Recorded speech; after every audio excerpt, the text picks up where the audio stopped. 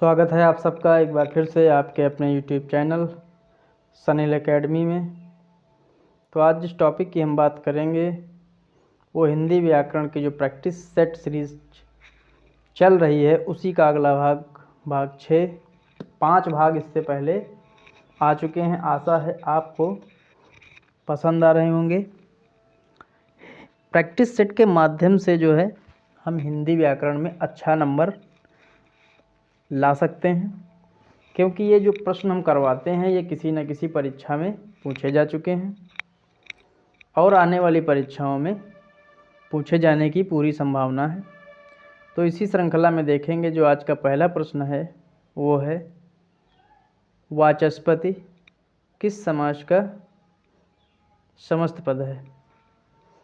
तो इसका जो सही उत्तर होगा वो होगा अलुक तत्पुरुष। अलुक तत्पुरुष जो है तत्पुरुष समास का ही एक उपभेद है। तत्पुरुष समास का ही एक उपभेद है। इसमें जो है पूर्व पद में जो है विभक्ति का लोप नहीं होता है। समास करने पर पूर्व पद की विभक्ति का लोप नहीं होता है। इसका उदाहरण देखेंगे तो इसका उदाहरण है युधिष्ठिर। युधिष्ठिर का समास विग्रह होता है युद्ध में स्थिर रहने वाला। युद्ध में स्थिर रहने वाला। तो देखा आपने कि यहाँ पे जो सही उत्तर होगा वो होगा अलुक तत्पुरुष। इसमें जो अन्य ऑप्शन दे रखे हैं थोड़ा उनके बारे में भी जानकारी लेंगे। अगला जो इसमें ऑप्शन दे रखा है ऑप्शन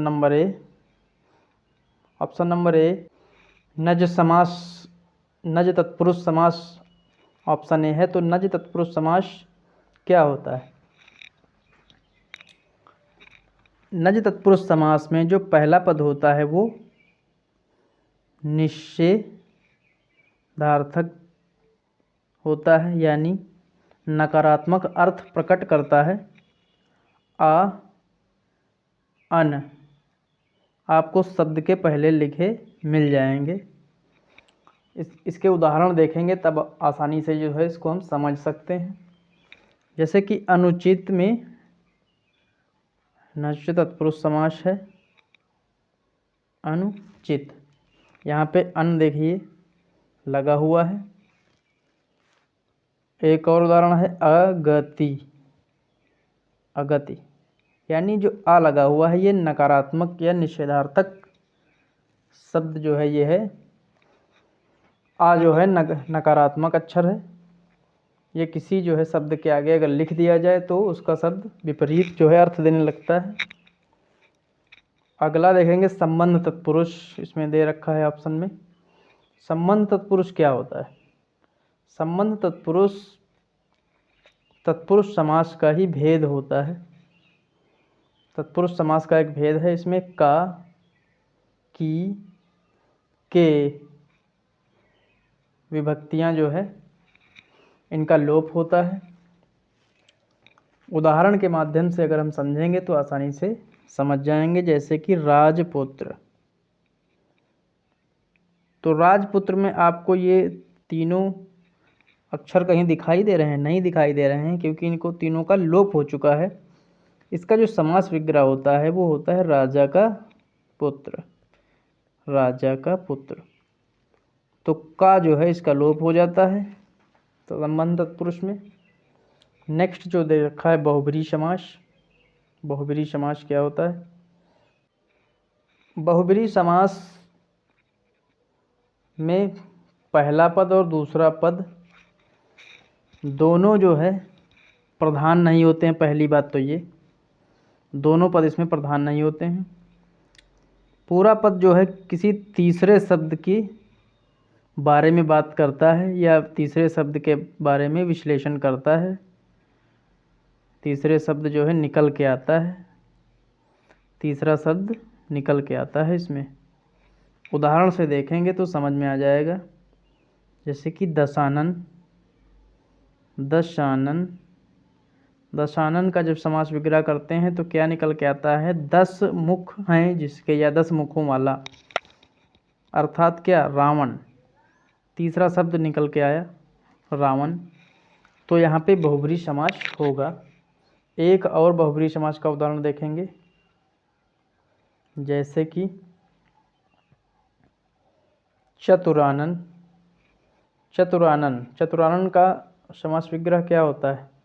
चार हैं मुख जिसके, चार हैं मुख जिसके, अर्थात क्या? ब्रह्मा। ब्रह्मा जो है शब्द निकल के आया, तीसरा शब्द, तो यहाँ बहुब्री समास है। समझ में आ गया होगा। अगला देखेंगे हम प्रश्न। त्र्यंबकम शब्द जो है उसमें कौन सा समास है?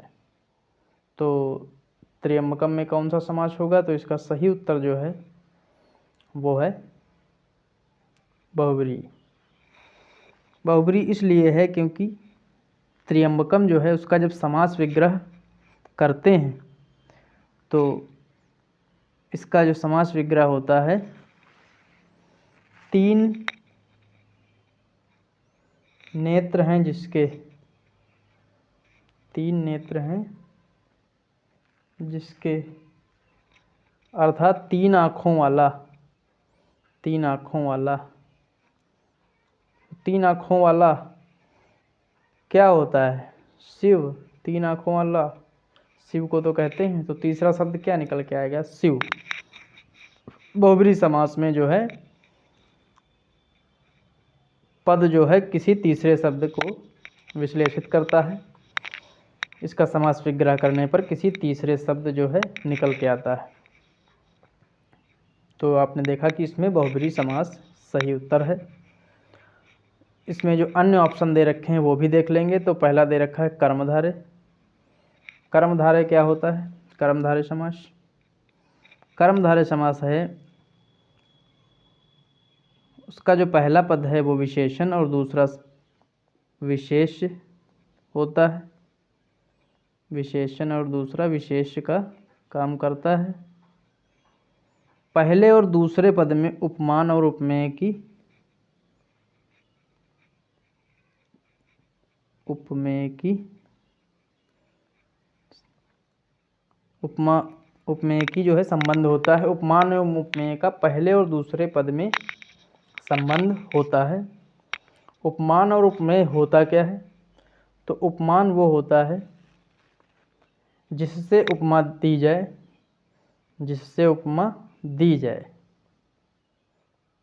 जिससे उपमा दी जाए। उपमेय वो होता है जिसकी उपमा दी जाए या जिसका वर्णन हो रहा हो, जिसकी बात हो रही हो, जिसका वर्णन हो रहा हो या जिसकी बात हो रही हो उसे उपमेय कहते हैं। और जिससे उपमा दी जाती है, जिसके द्वारा उसकी तुलना की जाती है, वहाँ उसे उपमान कहते हैं। उदाहरण से समझेंगे तो हमें आसानी से समझ में आएगा। जैसे जैसे होता है सुपुरुष। सुपुरुष कर्मधारय समास का उदाहरण है। इसका जब विग्रह करेंगे तो निकल आएगा सुंदर। सुंदर है जो पुरुष, सुंदर है जो पुरुष। तो आपने देखा कि यहाँ पे है जो विभक्ति लगी हुई है।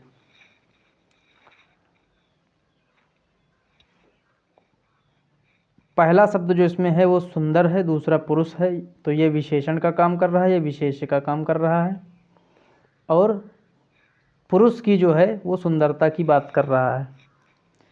तो उपमेय क्या हो जाएगा? ये हो जाएगा उपमेय, क्योंकि इसी का वर्णन हो रहा है। और वर्णन कौन कर रहा है? किस बात का वर्णन होता है? सुंदरता का वर्णन हो रहा है, तो ये उपमान हो जाएगा। तो यहाँ पे कर्मधारय समास होगा सुपुरुष में। अगला देखेंगे द्वंद्व, द्वंद्व समास। तो द्वंद्व समास के बारे में देखेंगे। द्वंद्व समास जो होता है इसके जो दोनों पद होते हैं, दोनों पद या तो होंगे संज्ञा या फिर होंगे विशेषण, या तो संज्ञा होंगे या विशेषण होंगे। और द्वंद्व समास का जब हम विग्रह करते हैं तो और जो है शब्द बीच में रहता है, विभक्ति रहती है। अमूमन आपको देखने को मिल जाएगा कि बीच में योजक चिन्ह भी लगा रहता है, लेकिन हर जगह आपको देखने को नहीं मिलेगा, हर जगह आपको नहीं मिलेगा। उदाहरण से देखेंगे तो अच्छे से समझ में आएगा। उदाहरण जैसे कि माता पिता, तो माता पिता, देखिए यहाँ पे योजक चिन्ह लगा हुआ है। इसका जब विग्रह करते हैं तो क्या लिखा जाता है, माता और पिता। तो यहाँ पे और जो है शब्द बीच में समास विग्रह करने पे आता है। दोनों शब्द यहाँ पे देखिए संज्ञा है। एक और उदाहरण देखेंगे, जैसे कि है हरिशंकर। अब इसमें जो है देखिए योजक चिन्ह नहीं लगा हुआ है बीच में, इसीलिए कहते हैं कि योजक चिन्ह जो है हर जगह आपको देखने को नहीं मिलेगा। इसका समास विग्रह होता है हरि और शंकर, और जो है शब्द बीच में देखने को आपको मिल जाएगा समास विग्रह करते समय। अगला देखेंगे बहुब्रीहि समास। बहुब्रीहि समास अभी हम ऊपर देख चुके हैं, तो इसके बारे में ज़्यादा अब हम चर्चा नहीं करेंगे,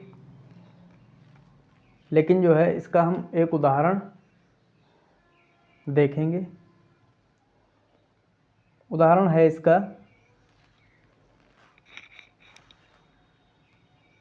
पंजाब। पंजाब में बहुब्रीहि समास होता है। इसका विग्रह जब करते हैं तो क्या निकल के आता है, पांच नदियों का क्षेत्र, पांच नदियों का क्षेत्र अर्थात पंजाब, तीसरा शब्द निकल के आता है, तो बहुब्रीहि समास वहाँ होगा। अगला जो दे रखा है तत्पुरुष, तो तत्पुरुष समास जो होता है उसका पहला पद जो होता है वो अप्रधान होता है, प्रधान नहीं होता है। दूसरा पद जो होता है वो प्रधान होता है। पहला पद अप्रधान होता है, अप्रधान यानी प्रधान नहीं होता है। तत्पुरुष समास के 6 भेद होते हैं, ये तो आप जानते ही होंगे।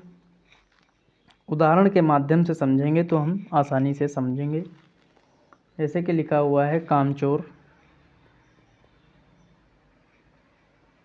कामचोर में जो है तत्पुरुष समास है,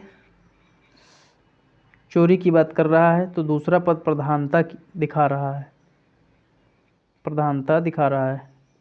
काम से जी चुराने वाला कामचोर जो है इसमें तत्पुरुष समास होता है। तत्पुरुष समास में 6 भेद होते हैं। कर्म तत्पुरुष समास, कर्ण तत्पुरुष समास, संप्रदान तत्पुरुष समास, अपादान तत्पुरुष समास, संबंध तत्पुरुष समास और अधिकरण तत्पुरुष समास। ये 6 भेद इसमें होते हैं। इनकी जो है 6 जो ये भेद हैं, इनमें जो है कुछ विभक्तियां होती हैं। जैसे इसमें को जो है विभक्ति होती है, को आपको समास विग्रह करते समय मिलेगा। करण में से या के द्वारा मिलेगा। संप्रदान में जो है के लिए आपको विभक्ति मिलेगी। अपादान में से मिलेगा, लेकिन से यहाँ पर भी है, से यहाँ पर भी है, तो ये से जो होता है ये अलगाव की बात कर रहा होता है। जैसे पेड़ से पत्ते गिर रहे हैं तो पेड़ से पत्ते अलग हो रहे हैं, तो वहाँ अलगाव की बात हो रही है। तो पेड़ से पत्ते गिर रहे हैं, तो वहाँ जो से है वो अपादान तत्पुरुष समास की बात कर रहा है। संबंध तत्पुरुष समास जो होता है उसमें काकी के और अधिकरण में या पर शब्द आपको देखने को मिलेंगे। उदाहरण के माध्यम से भी हम थोड़ा समझ सकते हैं कि कर्म तत्पुरुष समास, करण तत्पुरुष समास, संप्रदान तत्पुरुष समास, अपादान तत्पुरुष समास और संबंध व अधिकरण तत्पुरुष समास क्या होते हैं। तो जो कर्म तत्पुरुष समास है उसका उदाहरण जो होता है, कर्म तत्पुरुष समास जो होता है उसका उदाहरण होता है जलादि। जलादि का जब समास विग्रह करते हैं तो क्या निकल के आता है, जल को धारण किया हुआ। अभी हमने आपको बताया था कि कर्म जो तत्पुरुष समास है उसमें को जो है विभक्ति आपको देखने को मिलेगी। तो ये आप समास विग्रह करेंगे तो आपको को विभक्ति देखने को मिलेगी, तो कर्म तत्पुरुष समास वहाँ होगा। अगला क्या था, अगला था करण तत्पुरुष समास। तो इसमें हमने आपको बताया था कि से और के द्वारा आपको देखने को शब्द मिलेंगे समास विग्रह करते समय। तो इसका उदाहरण भी एक देखेंगे।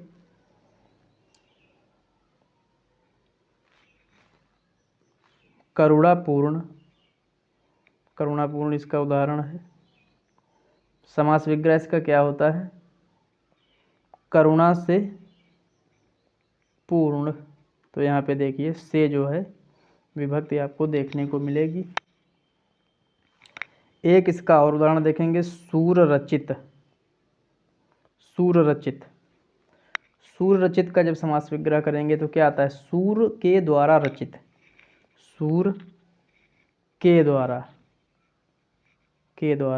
रचित। तो यहाँ पे क्या विभक्ति आई, के द्वारा। तो कर्ण जो तत्पुरुष समास है उसमें से और के द्वारा विभक्ति आपको समास विग्रह करते समय देखने को मिलेंगी। तो यहाँ कर्ण तत्पुरुष समास होगा। अगला देख लेंगे संप्रदान में जो है के लिए आपको मिलेगी विभक्ति, के लिए आपको देखने को मिलेगा समास विग्रह करते समय। जैसे कि रसोई घर, तो इसका समास विग्रह करेंगे तो क्या आएगा, रसोई के लिए घर। देखिए के लिए इसमें निकल के आया, के लिए जो है विभक्ति इसमें लगी रहती है समास विग्रह करते समय। अगला देखेंगे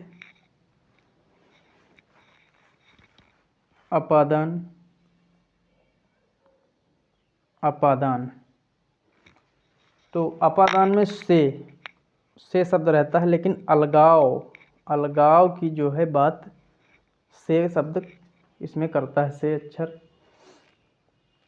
अलग होने की भाव जो है इसमें प्रतीत होता है। जैसे कि पथ भ्रष्ट,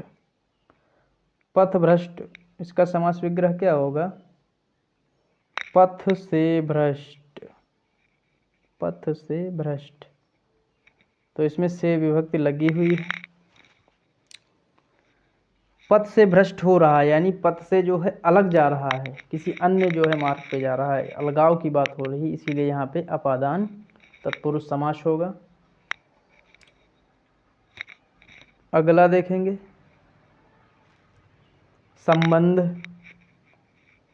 संबंध तत्पुरुष समास।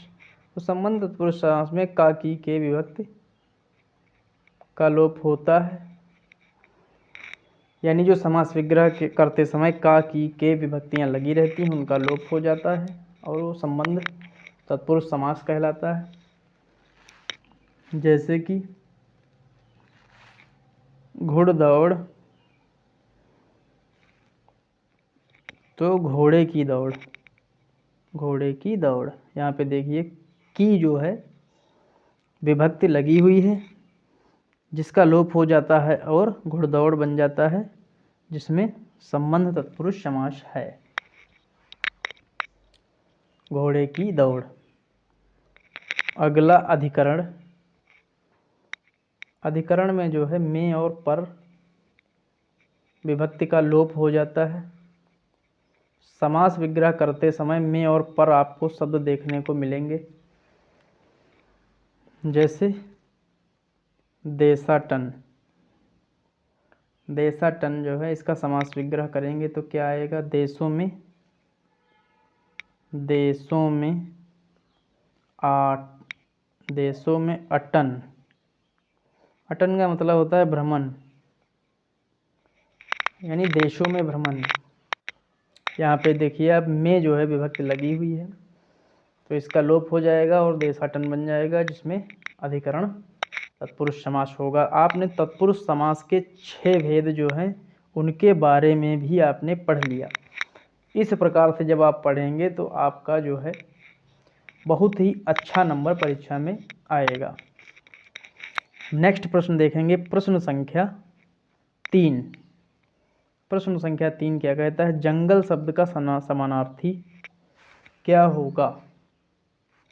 तो अरण्य जो है वो जंगल का समानार्थी शब्द है, अरण्य इसका सही उत्तर है।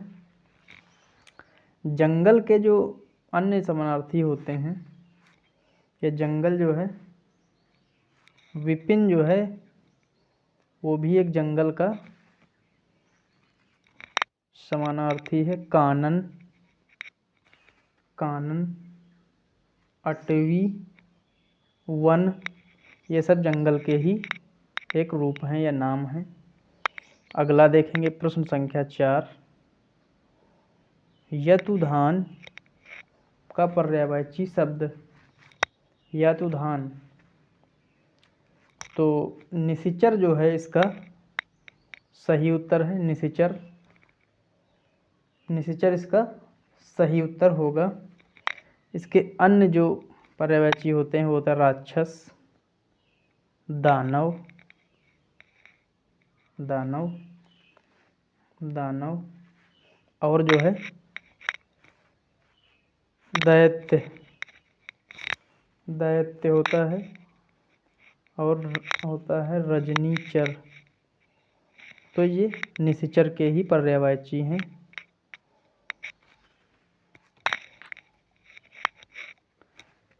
वसन का पर्यायवाची क्या होता है, वसन, ये कपड़ा का जो है पर्यायवाची है। वस्त्र, पट, चीर, पट या चीर। आग, अनल, दहन, पावक, ये सब जो है इसके आग के होते हैं। अश्व जो है घोड़ा का होता है, घोड़ा, घोटक, है, सैंधव, ये घोड़ा के पर्यायवाची होते हैं। अगला देखेंगे प्रश्न संख्या 5। प्रसारण का विलोम। प्रसारण का विलोम शब्द है आकुंचन, आकुंचन। आरक्षण जो है इसका होगा अनारक्षण, अनारक्षण।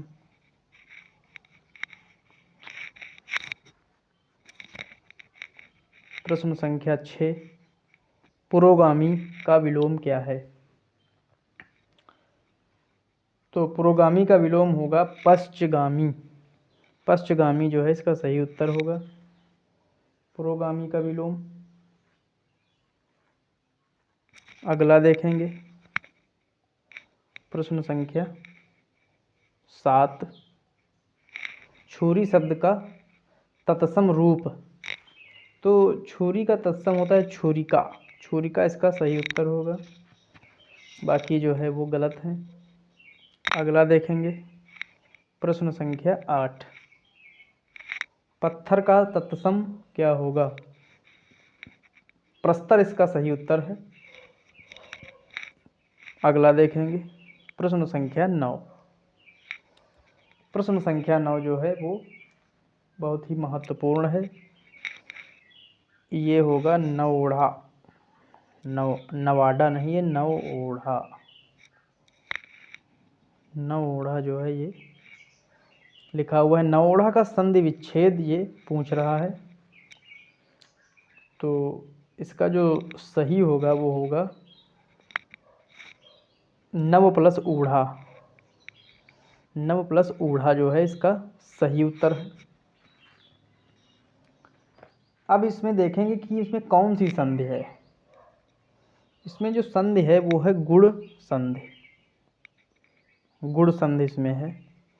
अच्छा, गुण संधि होती क्या है?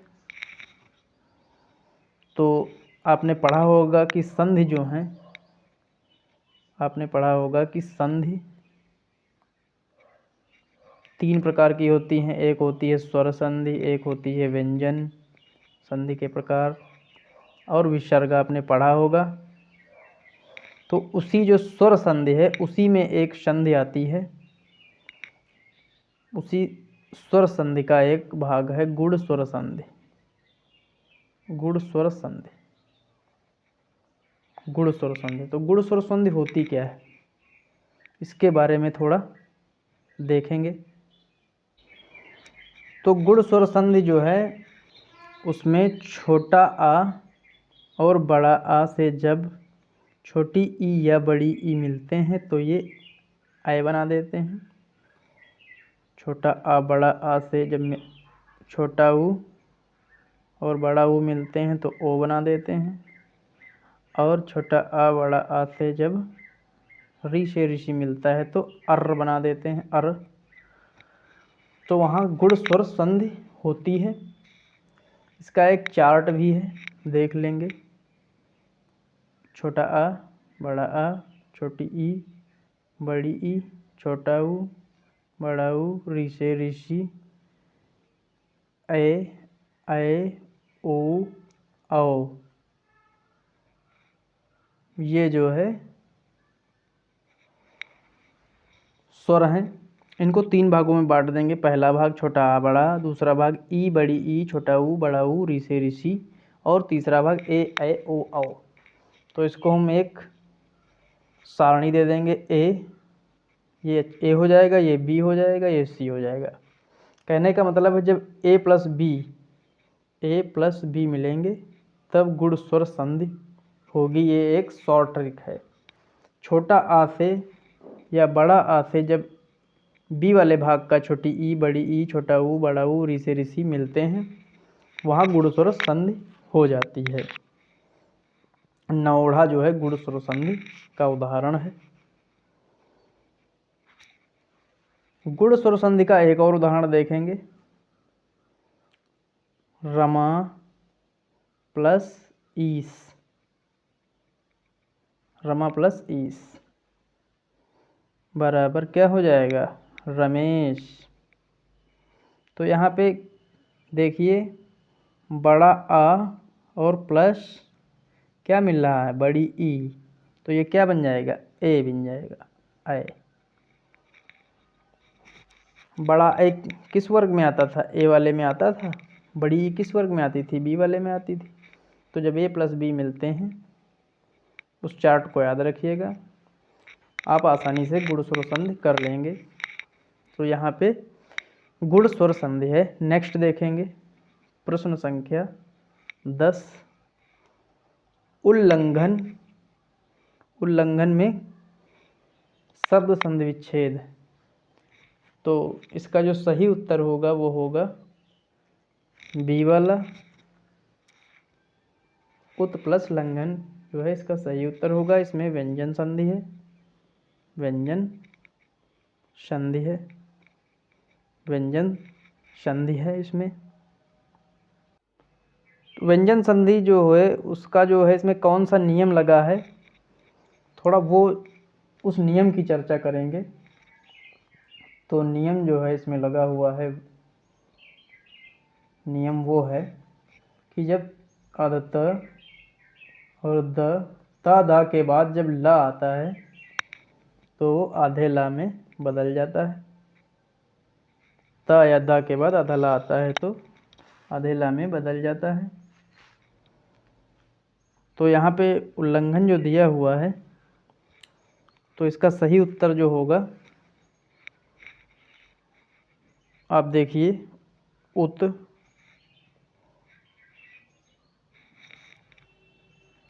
लंघन तो यहाँ पे क्या है, ता प्लस ला है, तो ये किस में बदल जाएगा, अधेला में, तो ये क्या हो जाएगा, उल्लंघन, उल्लंघन हो जाएगा। तो ये नियम इसमें लगता है, यहाँ व्यंजन संधि है। तो इसका जो सही उत्तर है वो होगा उत प्लस लंघन। 11वां देखेंगे, जो मापा ना जा सके। अपरिमेय सही उत्तर है, अपरिमेय इसका जो है सही उत्तर होगा। 12वां देखेंगे,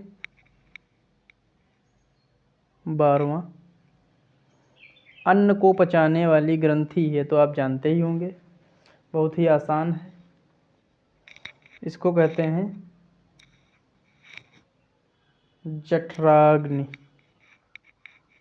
जठराग्नि सही होगा। अन्न को पचाने वाला या वाली ग्रंथि, ग्रंथ यहाँ पे लिखा होना चाहिए था, या तो ग्रंथ कह लीजिए या अंग कह लीजिए। अन्न को पचाने वाला अंग या ग्रंथ, तो क्या होगा, जठराग्नि। जठराग्नि इसका सही उत्तर है। इसमें जो ऑप्शन नंबर बी में दे रखा है बड़वाग्नि, बड़वाग्नि, बड़वाग्नि क्या होता है, समुद्री जो जल होता है, समुद्री जल में लगने वाली आग, समुद्री जल में लगने वाली आग को क्या कहते हैं, बड़वाग्नि, बड़वाग्नि। और दावाग्नि किसे कहते हैं, जंगल में, जंगल में लगने वाली आग को दावाग्नि कहते हैं। नेक्स्ट देखेंगे,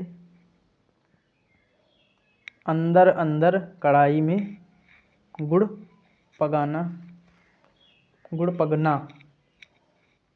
तो अंदर अंदर कढ़ाई में गुड़ पगना का अर्थ क्या होता है, गुप्त मंत्रणा करना इसका सही उत्तर होगा, गुप्त मंत्रणा करना। नेक्स्ट, पानी पीकर जात पूछना, पानी पीकर जात पूछना का अर्थ क्या है, तो पानी पीकर जात पूछना जो मुहावरा है, इसका अर्थ होता काम निकलने के बाद सोचना, काम निकलने के बाद सोचना। 15वां देखेंगे,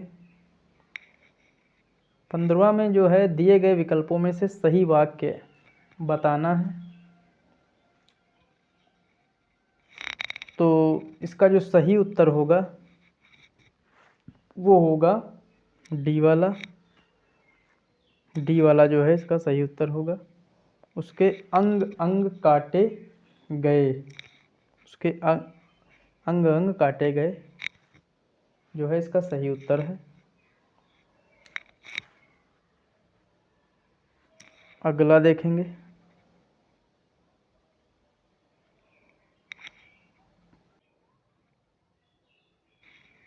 प्रश्न संख्या 16 जो है इसमें त्रुटि बतानी है, कहाँ पे है, तो कुछ दरबारी बीरबल को मुसीबत में फंसाने के तरीके सोचते रहते थे। कहीं पर भी कोई दिक्कत इसमें नहीं लग रही है, लेकिन फंसाने जो लिखा हुआ है इसमें चंद्र बिंदु लगा लें तो ये वाक्य पूरी तरह से सही होगा।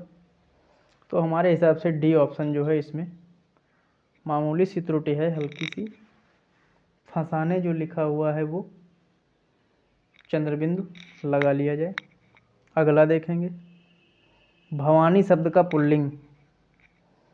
तो भवानी जो है शब्द, उसका पुल्लिंग क्या होगा, तो उसका पुल्लिंग होगा भव होता है, लेकिन यहाँ पे भाव जो है लिखा हुआ है ये गलत टाइप हो गया है। भव जो है इसका जो है पुल्लिंग होगा और सही उत्तर है भव, इसका सही उत्तर होगा। भगवान जो दे रखा है भगवान, भगवती का ये पुल्लिंग लिखा हुआ है, भगवती का जो है पुल्लिंग भगवान होता है। भवानी पार्वती का तथा भव शंकर का पर्यायवाची भी है। भवानी जो है वो पार्वती का और भव शंकर जी का पर्यायवाची भी होता है। नेक्स्ट एक वचन बताना है। एक वचन, इनमें से एक वचन कौन सा है? तो जो संतत लिखा हुआ है ये सही उत्तर है, संतत एक वचन है। बाकी प्राण, दर्शकगण, श्रोतावंद, ये जो तीनों हैं ये क्या है? बहुवचन है, बहुवचन है। नेक्स्ट राजा सेवक को कंबल देता है, वाक्य में रेखांकित में कौन सा कारक है? कौन सा कारक है इसमें बताना है। तो इसमें जो होगा संप्रदान कारक होगा, संप्रदान कारक इसका सही उत्तर है, क्योंकि यहाँ पे को जो है वो कारक लगा हुआ है, विभक्ति लगी हुई है, संप्रदान इसका सही उत्तर है।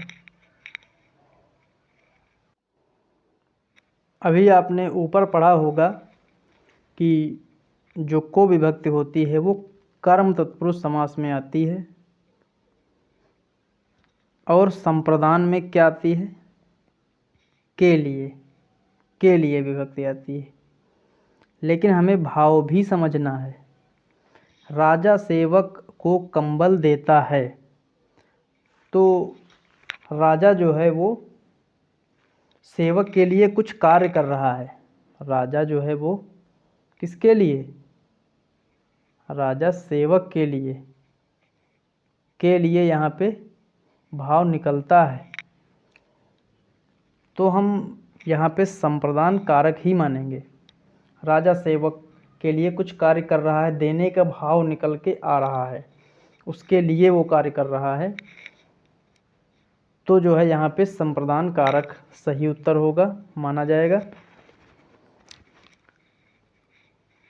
अगला देखेंगे 20, निम्नलिखित में से इस वर्तनी की दृष्टि से शुद्ध शब्द जो है बताना है।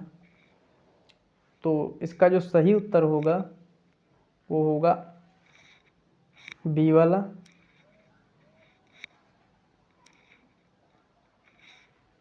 आनुषंगिक।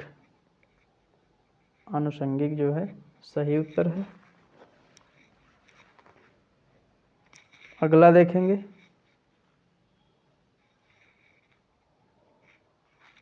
शुद्ध वर्तनी वाले शब्द चयन करें। तो इसमें कौन सा शब्द जो है वो शुद्ध है? तो इसमें कौन सा शब्द शुद्ध होगा? तो जो सहस्त्र लिखा हुआ है ये सही लिखा हुआ है, बाकी लगभग ये सारे गलत लिखे हुए हैं। तीनों जो ये तीनों गलत लिखे हुए हैं, इनका शुद्ध शब्द क्या होता है देखेंगे। तो सठ जो लिखा है ये सठ नहीं होता, ये होता है षष्ठ। षष्ठ, षष्ठ इसका सही उत्तर है। वागगम्य जो लिखा हुआ है इसका होता है वागम्य। वागम्य।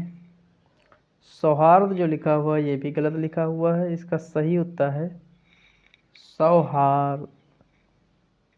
दा में जो है वो थोड़ा लगता है।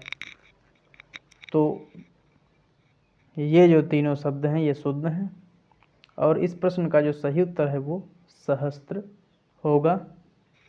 नेक्स्ट प्रश्न संख्या 22, एक का अर्थ पुराना है। ये जो शब्द दे रखे हैं, इन शब्दों में से ऑप्शन में जो दे रखे हैं उनमें से किस शब्द का अर्थ पुराना होता है वो हमें बताना है।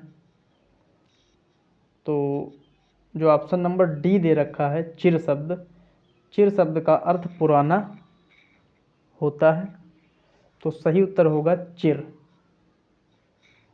अच्छा, जो इसमें चर लिखा हुआ है इसका अर्थ क्या होता है? चर, चर जो है उसका होता है अर्थ नौकर या फिर दूत। ठीक है। प्राचीर, प्राचीर क्या होता है? चार दीवारी। चार दीवारी, चार दीवारी इसका सही अर्थ निकलेगा। चीर जो है वो क्या होता है? कपड़ा। कपड़े का एक जो भाग होता है वो जो है चीर कहते हैं। तो आपने देखा कि इसका जो है सही उत्तर चिर होगा। तो इस प्रकार से आपने बहुत ही एक एनालिसिस के तरीके से आपने सारे प्रश्नों का जवाब वीडियो में देख लिया है। आशा है आपको वीडियो बहुत अच्छा लगा होगा। लाइक करें, इसको सब्सक्राइब करें चैनल को, और आगे शेयर भी करें। आपको अगर कोई प्रॉब्लम आती है किसी भी प्रश्न में, मान लीजिए कहीं भी त्रुटिवश हमने गलत कोई बात कह दी हो, तो आप कमेंट बॉक्स में ज़रूर बताएं, क्योंकि हो सकता है कहीं ना कहीं जो है ज़बान में गलत जो है शब्द निकल जाते हैं। ऐसा नहीं है कि हर प्रश्न जो है हर व्यक्ति को सही से जो है उस समय बोल सकता है। तो आप वीडियो को लाइक करें, सब्सक्राइब करें। धन्यवाद।